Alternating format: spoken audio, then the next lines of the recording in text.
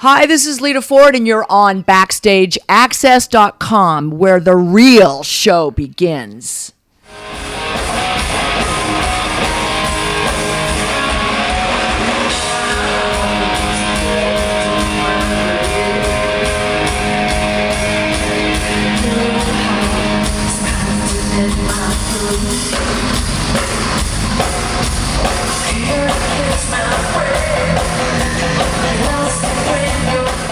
Hi, welcome to BackstageAxxess.com. I'm Tracy, and I'm here with the Black Widow herself, Miss Lita Ford. Lita, welcome. Okay, thank you, Tracy. And first, I want to say, glad to see that you're here. Some reports said you weren't. Some were talking about a jet ski accident in Turks and Caicos. People suck. What's up with that? Yeah, man, people suck. I don't know who did that, but I had a nice death, and I'm back now. Thank you very much. Well, that's great. That's great. Anyhow, welcome back to Buffalo. You were here about 3 years ago. You played at a show out in Lockport. A lot's gone on with you since then, since we last talked. The best of which is this great new record called Living Like a Runaway. Thank you. Yeah, I just absolutely love it. The title track, you know, you've said in other interviews, is a nostalgic look back at your early career with the Runaways, but it's also kind of a telltale of what's going on in your life currently, or at least pretty recently. Yeah, it is. It's I think people write about what's going on in their life at the time. You know, whether you fall in love and you've met a girl or a guy and you're head over heels, and you're going to write a song about it. It's going to come out in your music, and that's just the way life is. I mean, usually that's where the best material comes from. Right. Now you worked with guitarist Gary Hoey on this record. Tell us how you began that collaboration and what you learned from him. Gary's awesome. He was an absolute godsend. He called me on the phone, and he asked me if I would like to use his studio. And I thought, Gary Hoey, God, he has a studio. It's in New Hampshire. And I was thinking, I'm going to have to get on a plane to go there because I'm in Fort Lauderdale. He's in New Hampshire. And I thought, sounds pretty good to me. Sounds pretty good. So I got on a plane and I went up to Gary's, and we started writing. We wrote Branded. We wrote Love to Hate You, which is the duet. Mm-hmm. And Gary sang it. And it came out great. It was like, after you meet somebody for the very first time, you get that really stupid, giddy feeling. Yeah. And, it's almost like the best sex you've ever had in your life. Oh, it's boy. like, oh, God, I got the best feeling. And you're driving around in your car, and you're do-do-do, and you got the CD playing. And I thought, wow, this is the best CD. This is really, really good. We're really on to something. Mm-hmm. So I got back on the plane, and I went back to Gary's house for a second time.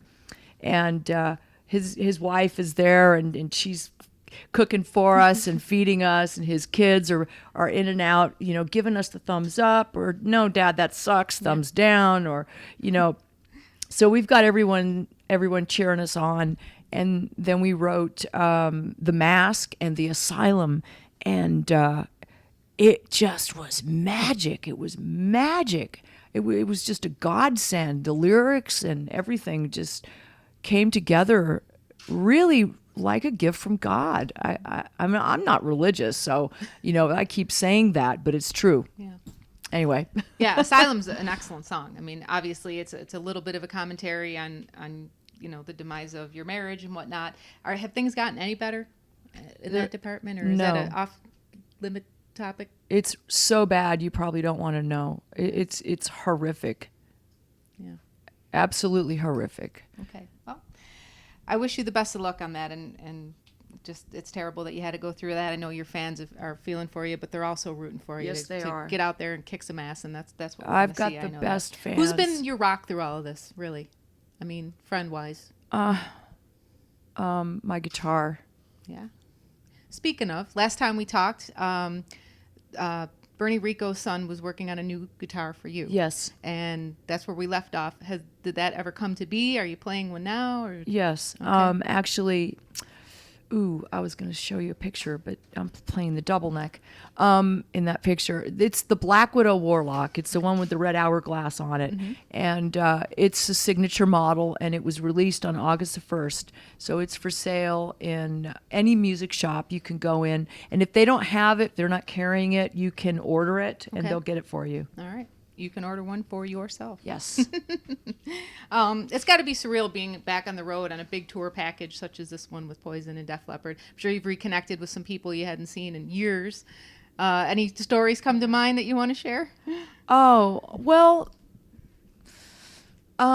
let's see. There's a couple of silly stories. Joe Elliott says to me one of the very first days of the tour, he came up to me and he says, Sheffield, 1977, front row. And I looked at him and I said, Runaways? And he went, yeah. So he's got a photograph of him in the front row at a Runaways show in 1977 in Sheffield. Wow. And I thought, wow, how cool is that? Yeah. So I gave him my email address. He's going to email it to me. I can't wait to see the photograph. That's excellent. I know last time we talked also was right before the Runaways movie came out. Yeah. And we kind of didn't really talk about that too much. But recently you have mentioned that you've talked with both Joan and Cherie. Yeah. And where is that going? Is there still a possibility for a Runaways reunion? Or is it just kind of, you've said your piece, now it's the ball's in the other court, so to speak? Well, I know Cherie is excited to do it, but I haven't really gotten an answer from Joan. No. Yeah. So without an answer, there is no Runaways reunion. Gotcha. Your collaboration on this record with Nikki Sixx, the song "To Slit Your Wrist By," how did that come? I know you guys were an item way back when. Have you stayed friends this whole time, or did you just reconnect with him for this record, or is did he approach you? Did you approach him, or was it? The weirdest thing, and like I say again, God's hands. That song appeared on my desktop, and I don't know where it came from. It just, a song to slit your wrist by Nikki Sixx, and I looked at it and I thought, I don't have any Nikki Sixx songs saved to desktop. Where did this song come from? So I listened to it and I thought, oh my God, I have to do this song. This song fits perfectly on my new record. And so I emailed Nikki and I asked him, what is this song? Is this a Motley Crue song? Is this something that you did with your book? Because I never heard it before. And he said, I asked him if I could have it. And he said, yeah, sure. It's yours. Do what you want with it. And I said, well, if you were to redo it, what would you do? What kind of vibe would you give it? Because obviously 15 years ago, it's dated sounding. So today, how would you redo it? And he suggested to give it a bit of an industrial Nine Inch Nails kind of vibe. And I thought, wow, that would be killer. So we did. We gave it a bit of an industrial Nine Inch Nails vibe, and we added another solo. And if you compare it to the old song to slit your wrist by, it's really quite a different version. But I love it. Yeah, it's great. Now, Close My Eyes Forever, obviously one of your biggest hits, duet with Ozzy. Do you ever consider doing another one with him and or someone else of his I would love to. credentials? Yeah, that'd be great. Yeah. I would love it. Yeah. Maybe I can get Joe to sing something with me since we're out here on the tour. I started writing with Phil Collin. Phil came in the other day with this great guitar riff, and I thought, wow, what a great idea. So we're going to try and finish that. Great. Yeah. Excellent. I was always hoping for either an Alice Cooper or a Rob Halford duet. I think that'd be fantastic. Oh, wow. If you guys are watching this, Yeah. give Lita a call. In fact, one question I always wanted to ask you, I heard an interview, this was eons ago, with Alice Cooper, and he was talking about what a great guitar player you were, and when he first saw you, and he's like, she's got so much substance, she doesn't need to get up there and shake her ass. He goes, and then the Kiss Me Deadly video came out, and he's like, ah, shit. like that just blew that, But, I mean, to you, I guess, how much pressure do you put on yourself to, upkeep that image as opposed to upkeeping the chops, which is, in my opinion, more important? Yeah. Well, I don't know. I mean, I'm not 20 years old anymore, you know, and I think I would look pretty stupid wearing a G-string and knee pads at this age. So I don't, Right. you know, I wear my leather jumpsuit on stage and I love it. My leather cat suit. I had a couple of them made for the tour, and that's pretty much it. And as far as the guitar parts go, I work my butt off trying to perfect my guitar playing.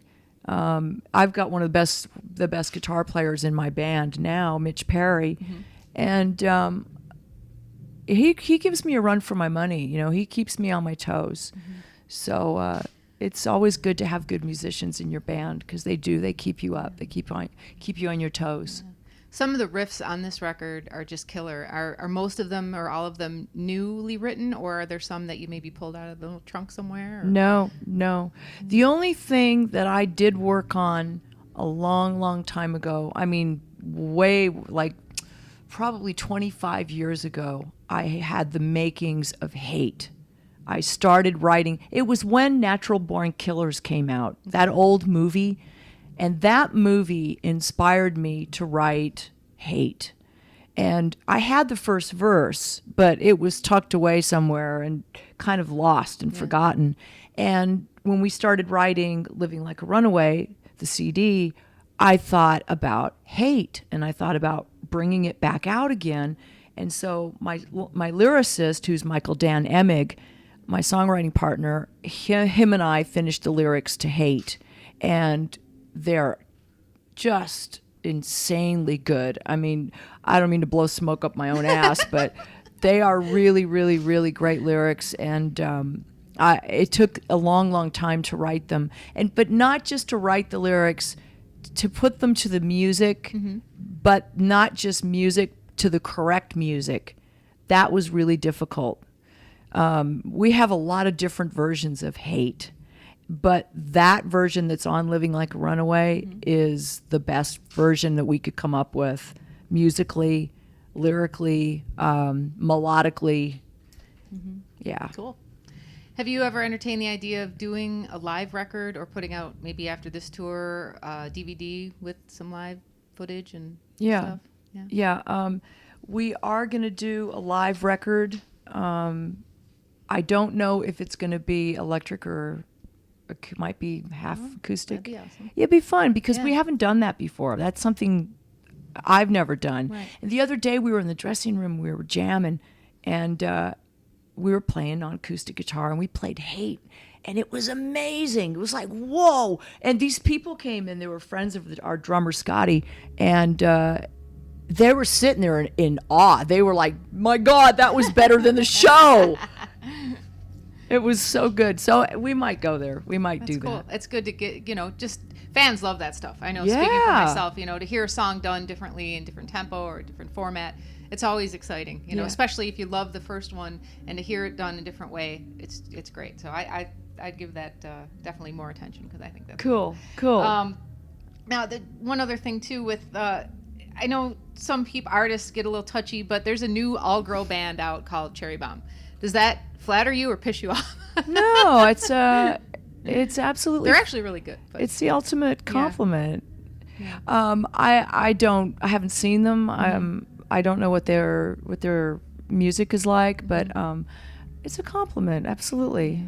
Yeah. There are some up and coming bands, some that have really talented female singers. Hailstorm comes to mind. They're young, and I think you and Joan paved the way for females in music. I know you probably get asked that a lot, but I mean, if you were to look back and say, okay, Lita Ford's legacy, what would it be?